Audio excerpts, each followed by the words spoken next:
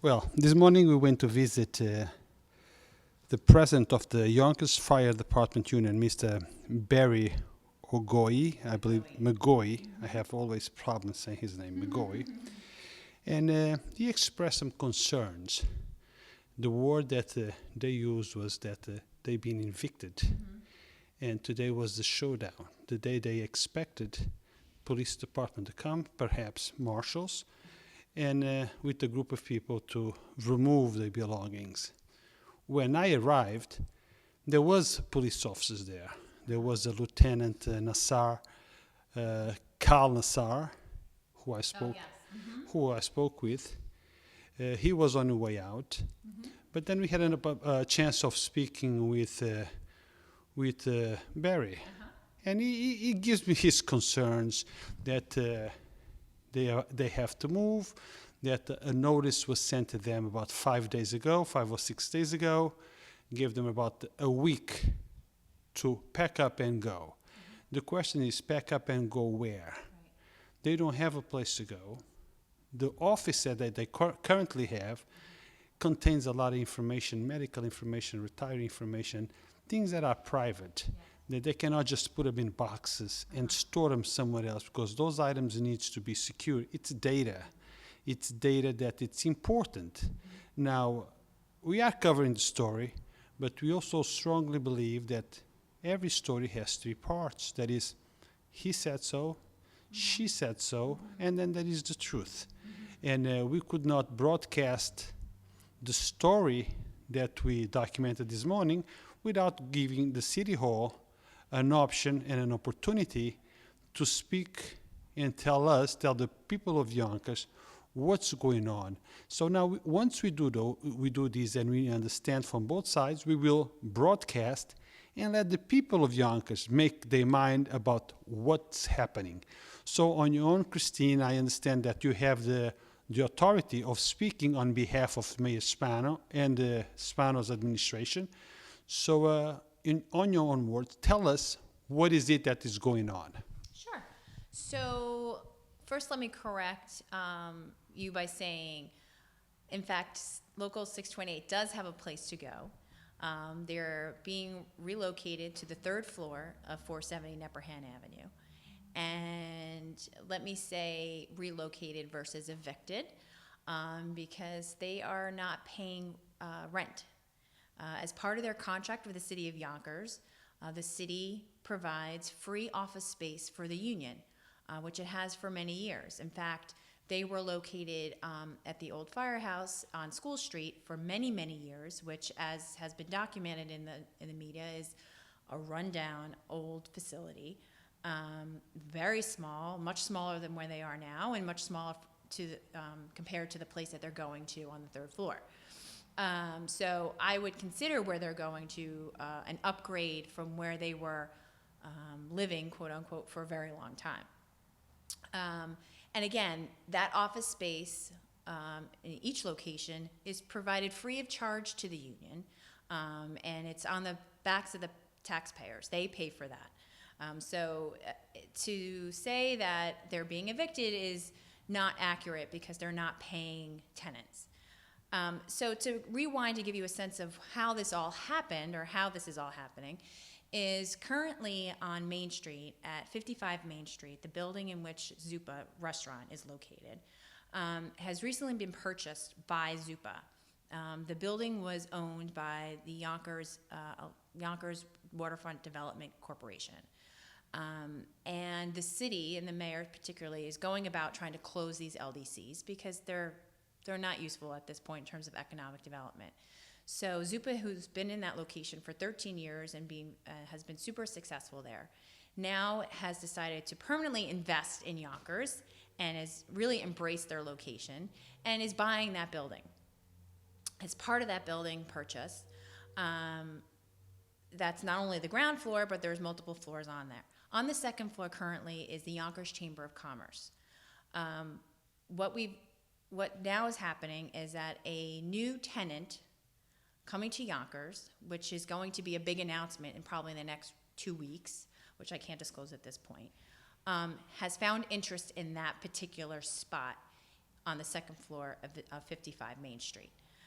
So it was decided that, okay, let's provide this space at the 55 Main Street for this, this corporation or business.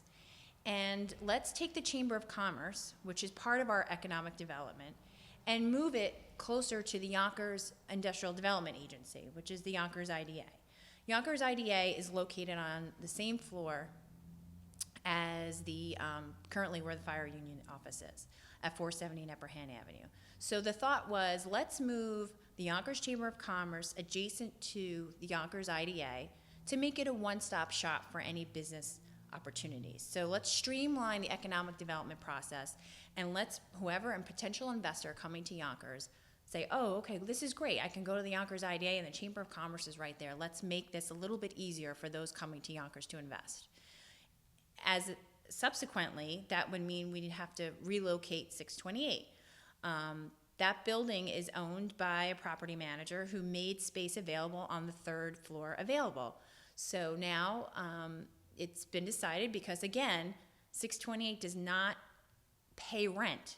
So we've asked them to move to one floor up in a new space, and it's clean, it's new, it's and it's perfectly fine for any office operation. Again, like I said, it's much nicer and larger than where they came from on School Street a few months ago. And so at this point, it's not about the fire union or the firefighters. This is about moving along the economic development of the city. There is an opportunity here for a business to come in, and this business came in very quickly. So in response to why is this happening so quickly, this business came in very quickly, and we needed to make space available to them, and this space was ideal for them. So we had to move the Chamber of Commerce, and we found an ideal location at 470 Nepperhan, and as a result of that, 628 will move to the third floor. This is an easy solution, and we don't find this to be anything to be upset about. More, this is about, again, economic development for the city. Well, I'm sure that you see a logical explanation as I'm hearing you of why this was done. Mm-hmm. But if this new business comes into place, and like you said, it's just one floor up, why didn't this business just move one floor up? I would not have an issue if I go to see this business, mm-hmm. and if they tell me, well, the next floor up is where you do this, I would go there. Why disrupt the Yonkers Fire Union? Mm-hmm. Why disrupt what they already have in order to accommodate somebody else? Shouldn't the newcomer take the spot that it's available and let everything stand? And on top of that, I did visit the third floor. There is a lot of work needed. There is no storage for private documents that are sensitive, medical, retirement. It's not ready. Seems like they do have everything ready at where they are. The walls are there, but for networking, there is other things that happen behind walls. There is cables, RJ45s, there is connections to the switches, there is connections to the server. There is a whole bunch of works, a whole bunch of things that need for an office to work. That office has none of that. I, matter of fact, checked it. I had a sniffer and I checked it. There is nothing. There is no connections. There is just 4 or 5 walls. So they are in a place where they are efficient now, okay? And the new office that comes in, they're coming from a new place, so why not placing them there and let the other one existing? Now, the impression that this is causing to the people of Yonkers is that there is a feud going on between the mayor and the union and the fire department. Since the rally the other day in the front of the mayor event, and with the negotiations that is going on, and the people of Yonkers feel that the mayor should treat the firemen and their representatives with a little bit more of a tight net with the police department, because we depend on them, okay? And the way it comes about is that the fire are like a stepchild. They're on the side. their concerns are not being addressed. Well, I think that's very disingenuous because there's multiple things there that need to be clarified. Number one, this is Barry McGoey's, he's the union leader for 628. 628 has a settled contract with the city. They settled last year. So to say it's some sort of retaliation with the mayor or the city makes no sense. They were given a very genuine contract last year for 23% raise over 10 years. Okay, so this is really nothing to do about the contract. Mr. McGoey is speaking on behalf of the fire officers union contract, which quite honestly, he doesn't represent them. So you can't put one against the other. The new business coming in. The new business, I can't speak for the needs of the new business coming into Main Street, but the location located on 55 Main Street is specific to their needs. And once that business is announced, you will realize why they need that specific space. It's not a space that they can just go anywhere. And I don't want to speak to that because, again, I don't represent them, and it's not appropriate this time to go into the details. And again, it goes back to the fact that 628 doesn't pay rent. They don't have the luxury to pick and choose what they want. If they want a specific type of setup, they can certainly purchase it on their own. They have enough membership dues to do that on their own if they so wish. But the city in the contracts have negotiated them to provide that space. In terms of setting up of the actual office, DPW and IT showed up this morning to help provide with those connections and help provide the move, free of charge, again, because it's provided for by the city. Now, with any tenant that goes into a space, if I move into an apartment, if you move into an apartment or an office, you are responsible for building out your space to provide adequate storage or security systems for your purpose of your business. So to say that it's not ready, maybe it's not ready to the needs that Barry feels like it's to be ready for at this point. But again, he can do that on his own. He has a blank palette, if you will, to do what he wants. This is a very adequate space. Again, it's large enough, it's new enough, it's clean. They're not paying rent. The city is obligated to pay for their space, and they're doing so in a way. And again, the timeline is expedited because this other company needs to get into the space at 55 Main Street. Does it cause an inconvenience for Barry? He might think so. But again, this is not about retaliation. This is about the fact that this is economic development. And to say that the fire department is not treated as well as the other departments is not fair because, again, the firefighter union settled their contract with the city. They came to an agreement. The fire union walked away from a 23% raise on a $157,000 average salary. The fire officer union, rather. So they walked away from the negotiation table. So the city and the mayor is willing to sit down at the table again and negotiate, but they have called an impasse. So this is not about retaliation. This is about trying to move the city forward. What's fair for the taxpayers? I'll tell you what's fair for the taxpayers. Providing opportunities for businesses to come in a way that cuts the red tape. We're doing that by providing the space to the new business and moving the chamber closer to the IDA.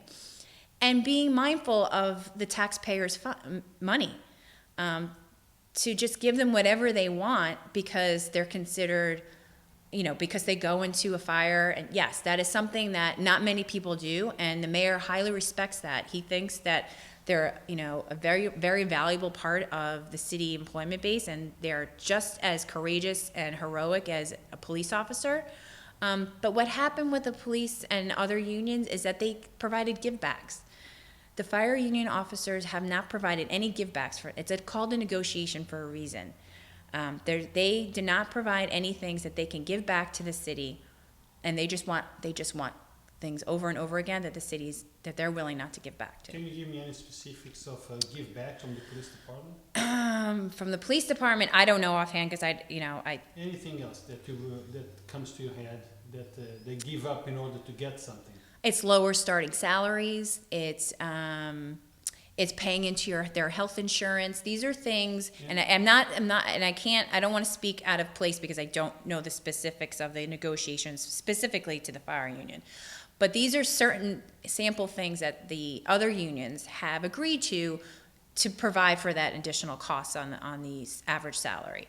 So these are things that all interplay, but I'd like to make it clear that this is not about today, and about the move, is not about the contract. This is about, again, moving the city forward and providing economic development opportunities where they are available. Well, this interview, it's exactly for that. It's to give the citizen of Yonkers an understanding of what's going on. Because for the most of us outside, when we see a demonstration across from the Royal Castle, and we see a whole bunch of firemen, and we see the mayor, and everyone understands that they are demonstrating against the mayor. So the correct perception is there is the friction between the mayor and the fire department. We don't know about the details about it. So it is important that somehow through social media and newspaper, that somebody on the side of the mayor can come forward and dispute the charges that are being made by the other side. Sure. So that's the reason why we're here. We heard them, now we hear you. Now we can publish these on an open forum, and people will listen, one side listen to the other side, and then formulate whatever opinion they might have or want to formulate based on an educated decision on what they heard, and not what one side said or the other side. So I appreciate it. Yeah. So now this concludes. It was a pretty quick interview. I just wanted to make sure that I would give you guys the opportunity Appreciate that. to, to play the other card, Right. and tell the people of Yonkers, the other citizens, of what's going on. What is the situation? Right. There is no eviction. There is only a change of plans, from my understanding. There is somebody else that it's moving in, who is paying, right? Yes. Is moving to a floor because it makes sense to be on that floor. Yes. Because of the other company. And Gary's group, which is Yonkers Fire Dept Union, needs to move upstairs. But still, everything is going to be paid by the city of Yonkers. Correct. Right? And everything that it's needed for them to function will also be paid by the city of Yonkers? Their computers, the IT setup, that's all provided by the city of Yonkers. If they, for whatever reason, have specific office needs, that's incumbent on the union. Like with any tenant of a space, right? If you want to build out a kitchen, or if you want to do this, build a safe of some sort, that's on the onus of the union to do that on their own. Okay. All right, thank you, Christina. You're Thank you very welcome. much. I appreciate your time, and Sure. I hope that the people from Yonkers Voice will now hear both sides of the story, and they can formulate an opinion with education. Now they have food for thought. Now digest and make your Great. mind up. Thank you Thank very you. much.